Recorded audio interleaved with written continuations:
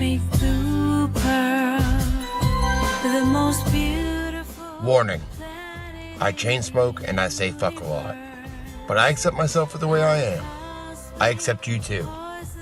Viewer discretion advised. An investigation with one objective: finding out how it took the United Nations so long to act on allegations of sexual abuse by French and African peacekeepers in the Central African Republic last year. The Secretary-General is deeply disturbed by the allegations of sexual abuse by soldiers in the CAR, as well as allegations on how this was handled by the various parts of the UN system involved. This review is to ensure that the United Nations does not fail the victims of sexual abuse, especially when committed by those who are meant to protect them.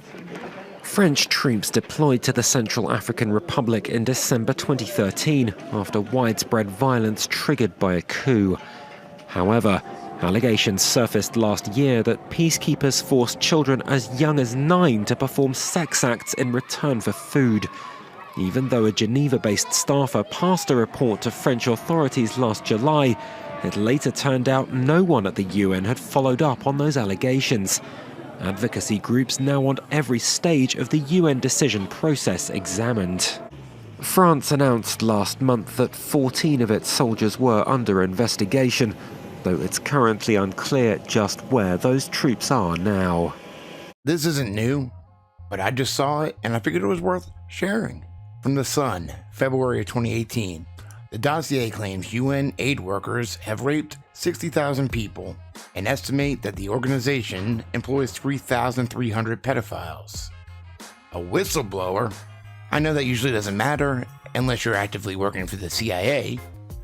A whistleblower has claimed United Nations staff could have carried out 60,000 rapes in the last decade, as aid workers indulge in sex abuse unchecked around the world. The claim is in a bombshell dossier that former senior United Nations official Andrew McLeod handed over to DFID Secretary Priti Patel last year. In it, Professor McLeod also estimated there are 3,300 pedophiles working for the world body's various agencies alone.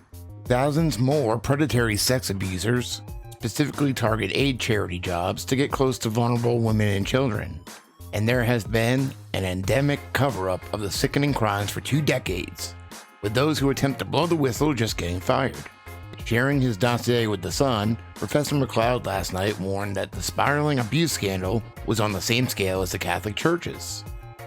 The respected academic said, "There are tens of thousands of aid workers around the world with pedophile tendencies, but if you wear a UNICEF t-shirt, nobody will ask you what you're up to.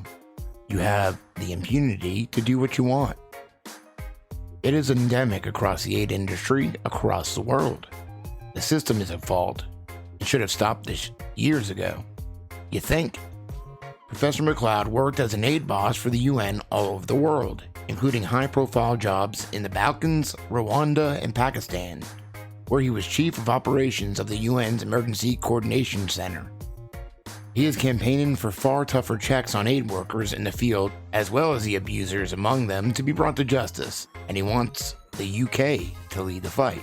The professor's grim 60,000 figure is based on UN Secretary General Antonio Guterres' admission last year that UN peacekeepers and civilian staff abused 311 victims in just one 12-month period over 2016. The UN also admits that the likely true number of cases reported against its staff is double that, as figures outside of war zones are not centrally collated.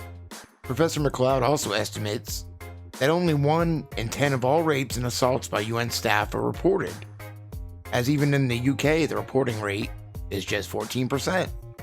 Based on evidence from Professor McLeod, ex-cabinet minister Priti Patel, who resigned in November of 2017, accused senior officials at DFID of being part of the cover-up. She said senior DFID staff tried to talk her out of making a critical speech about AIDS workers' sex abuse, arguing that it was only by UN soldiers, and to claim otherwise was overstepping the mark. Britain is one of the top 10 contributors to the UN budget, handing over £2 billion a year. Professor McLeod insisted that meant the difficult truth that child rape crimes are being inadvertently funded, in part, by UK taxpayers, He added, "I know there were a lot of discussions at senior levels of the UN about something must be done, but nothing effective came of it. And if you look at the record of whistleblowers, they were fired. We are looking at a problem on the scale of the Catholic Church, if not bigger."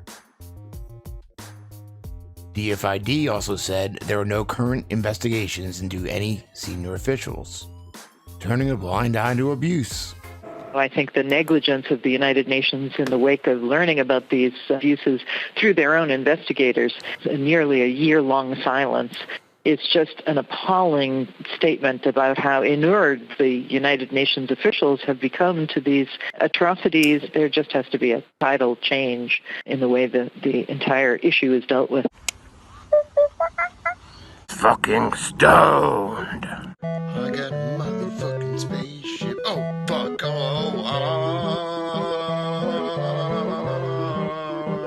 Cool, I got it.